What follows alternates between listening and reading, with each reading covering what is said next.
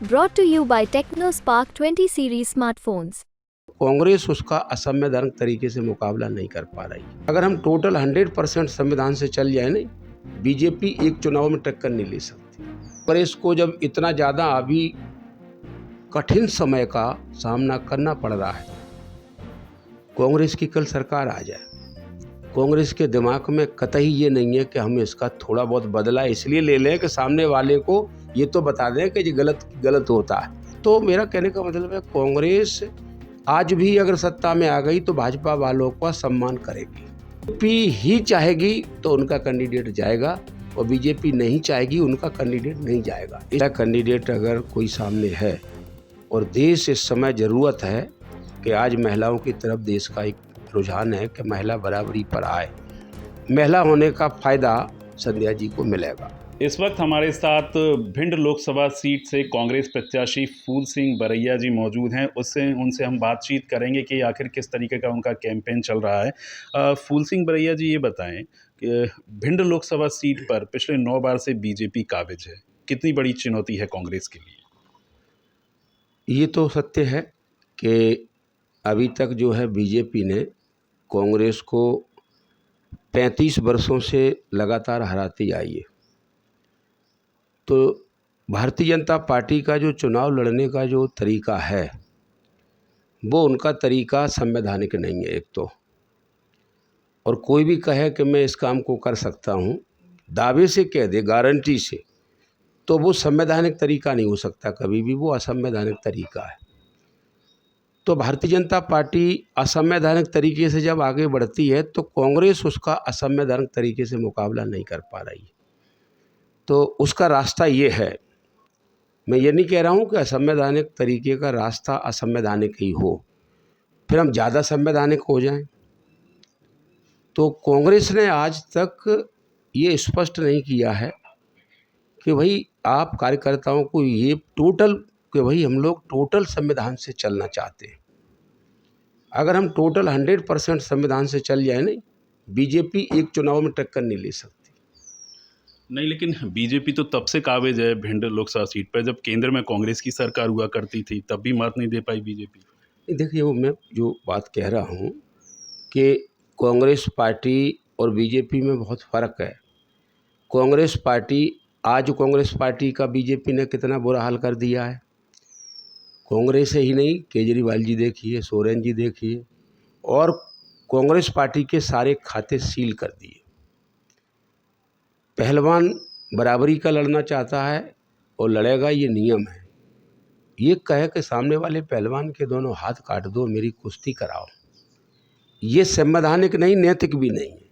और कांग्रेस को जब इतना ज़्यादा अभी कठिन समय का सामना करना पड़ रहा है, कांग्रेस की कल सरकार आ जाए, कांग्रेस के दिमाग में कतई ये नहीं है कि हम इसका थोड़ा बहुत बदला इसलिए ले लें कि सामने वाले को ये तो बता दें कि ये गलत होता है।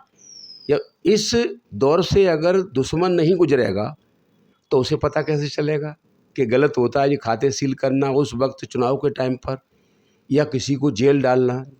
तो मेरा कहने का मतलब है, कांग्रेस आज भी अगर सत्ता में आ गई तो भाजपा वालों का सम्मान करेगी, इसलिए उसका एक बात और है, आपका जो चेहरा है वो दलित नेता के रूप में है, तो सवर्ण समाज से ऐसी खबरें हैं कि उनके द्वारा आपको पसंद नहीं किया जाए, तो इस पूरे समीकरण को कैसे बदलेंगे, अपनी छवि को कैसे बदलेंगे? पहले तो ये शब्दावली गलत है।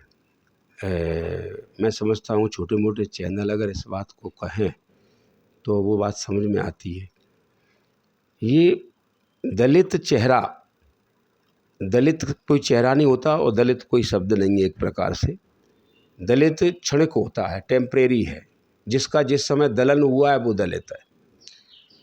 शेड्यूल कास्ट का चेहरा आप कह सकते हैं, शेड्यूल ट्राइब का कह सकते हैं, या गरीबों का चेहरा कह सकते हैं। गरीब लगभग परमानेंट है इंडिया में। और मैं जितना ज़्यादा काम प्रैक्टिकली अगर देखें मैं सभी वर्गों का करता हूँ, उतना ज़्यादा काम किसी पार्टी का नेता नहीं कर सकता है। ये बदनाम करने का या किसी भी नेता का कद है उसको नीचे करने का एक तरीका है। फूल सिंह बरैया का आज के तारीख में अगर भिंड के बारे में मैं चर्चा करूं तो जब टिकट की चर्चा ही नहीं चल रही थी, तब सबसे पहले मेरे जो मित्र हैं भिंड में, सबसे ज़्यादा मेरे मित्र आज की तारीख में ब्राह्मण और ठाकुर हैं, सबसे ज़्यादा। अभी कुछ दिनों से मैं जैन समाज में गया हूँ, उनके साथ बहुत अत्याचार होते हैं। अग्रवाल, गुप्ता, इतने अत्याचार हैं वहाँ, मैं देख कर के दंग रह गया। तो सबसे पहले ब्राह्मण समाज और ठाकुर समाज आकर के मेरे से खुद बोले कि हम दिल्ली और भोपाल जाना चाहते हैं। किस बात के लिए? कि हम चाहते हैं कि आपका टिकट हम मांग करके लाएं, आप मना मत करना पार्टी अगर कहे तो। तो मैंने कहा ठीक है, अगर आप ऐसा करते हैं तो मुझे अगर ऐसा मौका मिलेगा काम करने का तो मेरे लिए तो अच्छी बात है। तो उन्होंने शुरू से लेकर के जब तक टिकट फाइनल नहीं हो गया, सबसे ज़्यादा अगर मेहनत किसी ने की है, एक तरफा ब्राह्मण ठाकुर ने की है। सवर्ण समाज आपका सहयोग कर रहा है, ऐसा कह रहे हैं आप? मैं ये कहना चाह रहा हूँ कि अगर जिस दिन वोटिंग होगी, वोटिंग में परसेंटेज सबसे ज़्यादा सवर्ण समाज का होगा। अच्छा, कुछ खबरें आ रही हैं कि जैसे आप अभी भांडेर से विधायक हैं, तो वहाँ तो ऐसे ही जो खबरें आ रही हैं कि बीजेपी भी ये चाह रही है कि आप चुनाव जीतकर संसद भवन पहुँचे, जिससे वहाँ की सीट रिक्त हो, तो वहाँ फिर से चुनाव हो और कोई नया चेहरा मिले। बीजेपी इसमें कोशिश में लगी हुई है, तो उनका भी सहयोग मिल रहा है। नहीं, देखिए, ये एक स्वाभाविक प्रवृत्ति है, इसमें बीजेपी नहीं है, जिसमें शामिल बीजेपी नहीं है, कोई पार्टी ऐसा नहीं कभी करती। इसमें कुछ लोग हैं जो उम्मीद लगाए बैठे हैं कि कभी हमको यहाँ पर मौका मिलेगा चुनाव लड़ने का। बीजेपी के ही लोग हैं वो? बीजेपी के लोग और बीजेपी में फ़र्क है। तो बीजेपी के नेता ही हैं, तो वो बीजेपी ही हुई। नेता कहे या कैंडिडेट कहे या उम्मीदवार कहे, उनको ऐसा स्वाभाविक है कि ये सीट अगर खाली हो जाए तो हम यहाँ से फिर चुनाव लड़ करके एमएलए बन सकते। ऐसे कुछ लोगों का उस पर ऐसा जो आप कह रहे हैं, ये एक स्वाभाविक प्रवृत्ति है और ऐसा होता है और ऐसा होगा भी। आपके पास संपर्क किया बीजेपी के लोगों ने सपोर्ट नहीं, करने मेरे के लिए? पास तो नहीं किया, लेकिन ऐसी हल्की हल्की सी लोग बताते हैं तो मैं उसको अवॉइड कर देता हूँ कि इनके ऊपर चर्चा मत करो। ये अच्छा, संध्या राय का भी एक दो जगह विरोध देखने को मिला। कुछ लोग बोले कि 5 साल से आप कहीं दिखी नहीं हैं। ये वीडियो भी सोशल मीडिया पर वायरल हुआ। तो इस बारे में आप क्या कहेंगे? क्या वो क्षेत्र में नहीं दिखी, विकास नहीं किया, उसका लाभ कहीं न कहीं कांग्रेस को मिलेगा?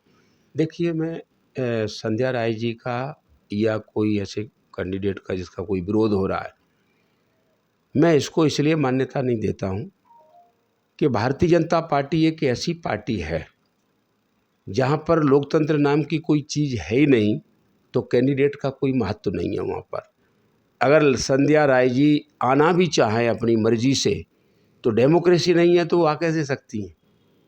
इसलिए संध्या राय जी के बारे में ये कहना कि 5 साल से नहीं आई, ये तो बीजेपी चाहती है। बीजेपी ऐसी अनाड़ी पार्टी है क्या कि उनका कैंडिडेट जो है 5 साल से जा नहीं रहा है जनता में और बीजेपी को मालूम ना हो? ऐसा हो सकता है क्या? तो बीजेपी ही चाहेगी तो उनका कैंडिडेट जाएगा और बीजेपी नहीं चाहेगी उनका कैंडिडेट नहीं जाएगा। इसलिए वहाँ कैंडिडेट की कोई भूमिका नहीं है, वहाँ पर चुनाव है भारतीय जनता पार्टी से, और जो कुछ हुआ है वो भारतीय जनता पार्टी ने किया है। और एक जो प्रयोगशाला भी होती है, भारतीय जनता पार्टी बहुत अपने आप की दुनिया की एक ऐसी पार्टी बनना चाहती है, हर प्रकार के वो एक्सपेरिमेंट करती है। ये भी एक्सपेरिमेंट कर रही है कि हम एक कैंडिडेट को जिताने के बाद एक भी दिन बाहर ना निकालें, उसके बावजूद भी हम सीट जिता के दिखा देंगे। ये भाजपा अपने नंबर बढ़ा रही है कि लोग हमारी तरफ अट्रैक्ट किस तरह से होंगे कल। अरे ये पार्टी तो ऐसी पार्टी है कि इनका कैंडिडेट एक भी दिन जनता में नहीं जाता है और दोबारा से उसी को रिपीट करके फिर जिता देंगे। बहुत बड़ी पार्टी है, फिर जनता और किसी की तरफ कभी नहीं देखेगी, भाजपा की तरफ आएगी। ये उनका एक्सपेरिमेंट है। संध्या राय महिला कैंडिडेट हैं और कांग्रेस की तरफ से आप हैं प्रत्याशी, तो कहीं न कहीं उनको वो कुछ जनता के दिल में ही रहेगा कि महिला कैंडिडेट है तो उसकी तरफ जनता का ज़्यादा लगाव, रुझान, उस पर आप क्या कहेंगे? ये सत्य है कि महिला कैंडिडेट अगर कोई सामने है और देश इस समय ज़रूरत है कि आज महिलाओं की तरफ देश का एक रुझान है कि महिला बराबरी पर आए, महिला होने का फ़ायदा संध्या जी को मिलेगा, इसमें कोई शक नहीं। उसका आपको नुकसान उठाना पड़ेगा? नहीं, मेरे को नुकसान नहीं उठाना पड़े, ये इसको ऐसे कहना चाहिए, इसका फ़ायदा उन्हें मिलेगा। फ़ायदा मिलेगा तो नुकसान तो आप ही का होना है। नहीं, नुकसान मेरा नहीं होगा, लेकिन उनको फ़ायदा होगा पक्का। तो आप कैसे मानते हैं भिंड की जनता आपको आशीर्वाद देगी, जबकि गोहद से आप चुनाव लड़े हो, वहाँ से जनता ने पूरी तरह आपको नकार दिया था? नहीं देखिए, मेरे कोई चुनाव लड़ना या न लड़ना मेरा भी एक आंदोलन था। मैं अपना आंदोलन में अपने एक्सपेरिमेंट करता था। मेरा चुनाव का कोई चक्कर नहीं है।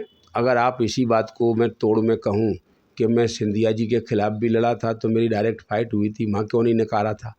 तो सिंधिया जी के खिलाफ मुझे नहीं नकारा और एक छोटी सी विधानसभा में मुझे नकार दिया, ये कुछ नहीं है, एक एक्सपेरिमेंट है। और उस संगठन के थे जिसमें मैं काम करता था। कांग्रेस पार्टी एक ऐसी पार्टी है, कांग्रेस को उसका भान नहीं है। कांग्रेस पार्टी के पास इतने वोट हैं कि कांग्रेस अगर अपने वोट को पहचान ले तो भाजपा कभी मुकाबले में नहीं आ सकती। कांग्रेस का जहां आप नज़र जाएगी वहां वोट है और बीजेपी का इतना वोट नहीं है। और दूसरी बात, कांग्रेस का जो वोट है नेचुरल वोट की संख्या ज़्यादा है, बीजेपी के पास फर्जी वोटों की संख्या ज़्यादा है। नहीं, लेकिन जीत तो फिर भी बीजेपी रही है, कांग्रेस के वोट हैं लेकिन दिख नहीं रहे हैं कहीं। मैं आपको ये शब्द बीच में लाइन बोल गया कि कांग्रेस अपने वोट को पहचान नहीं पा रही है।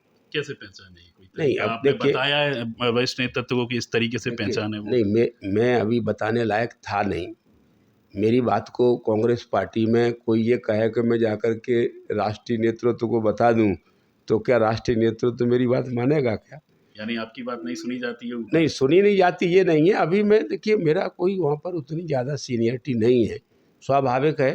तो क्या कारण है, आप दूसरी दल से आए हैं इसलिए कांग्रेस में आपको उतनी तवज्जो नहीं मिल नहीं रही नहीं, है? तवज्जो मेरे जितनी किसी की नहीं मिली होगी मुझे लगता है। जैसे ही मैं आया विधानसभा लड़ा, उन्होंने दोबारा से विधानसभा लड़ाया और अभी पार्लियामेंट मुझे लड़ाया। तवज्जो की बात नहीं है, तवज्जो की बात नहीं है। होता क्या है कि किसी भी पार्टी में ये सोचा ही जाता है कोई आदमी को इस पार्टी का अनुभव नहीं है, हमारी पार्टी कैसे चलती है, सामने वाले को उसका अनुभव नहीं है, एकदम उस पर विश्वास करना, उसकी बात कर रहा हूँ। मैं आपसे कहना चाहूँगा, मतलब विश्वास अभी नहीं कर पा रही है कांग्रेस आप? नहीं, विश्वास नहीं करती तो टिकट क्यों देती? आपके और यही नहीं, मेरा मतलब ये नहीं है मतलब भाई, इतना समय हो गया। संगठन को कैसे चलाया जाए, एक पार्टी की शैली होती है।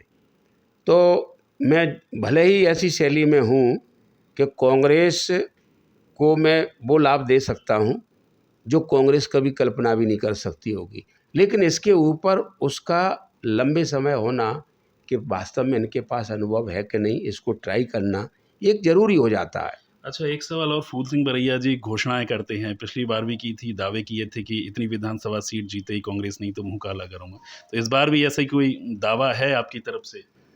नहीं देखिए, ये जो मैंने दावा किया था वो मेरा दावा सत्य था, उस पर मैं अभी भी अडिग हूँ कि जब भी मुझे मौका मिलेगा मैं बीजेपी को इसी पोजीशन पे लाके खड़ा कर दूंगा। वो मेरा कैलकुलेशन है, ऐसे नहीं कह रहा कि कोई ये कहे कि मैं कोई हवा में बात कर रहा हूँ, वो हवा में बात नहीं है, वो वास्तविक बात है। लेकिन वो कहीं न कहीं मैनेजमेंट इसलिए फेल हो गया कि मैं कांग्रेस का, अगर ये जो मैंने बताया था ये मेरे नेता इस पर विश्वास कर लेते तो भाजपा उसी पोजीशन पे जाती। वही विश्वास की बात, विश्वास की कमी अभी आप पे कर नहीं रही है। वो समय अलग था। फिर भी एक आखिरी कमेंट्स आपकी तरफ से कि 29 में से कितनी सीट मिल सकती है? नहीं देखिए, ये तो अभी तो टिकट ही 2-3 लटके हैं, तो एक टिकट से ही बहुत ज़्यादा समीकरण बनता है। तो ये फाइनल हो जाए उसके बाद हम कैलकुलेट करेंगे तो हम आपको बता सकते हैं। और अब मैं कोई ज़्यादा इसके ऊपर चर्चा नहीं करूँगा। कांग्रेस पार्टी जिस दिन मन बना लेगी, कांग्रेस पार्टी जिस दिन चाह लेगी, मैं आपको दावे से कह सकता हूं कि 29 में से 25 सीटें हमेशा इसके खाते में रहेंगी। तो देखिए, ये फूल सिंह बरैया जी हमारे साथ, जिन्होंने बताया कि कांग्रेस जिस दिन मन बना लेगी उनके खाते में 25 सीट चली जाएंगी। लेकिन फ़िलहाल फूल सिंह बरैया जी का कहना है कि उन पर पूरी तरीके से पार्टी विश्वास नहीं कर पा रही है। अगर उनके बताए गए कैलकुलेशन पे काम करें तो कांग्रेस को ज़रूर फ़ायदा होगा। लेकिन आने वाला वक्त बताएगा कि खुद फूल सिंह बरैया पर भिंड लोकसभा सीट की जनता कितना विश्वास जताती है। हेमंत शर्मा, MP तक, भिंड।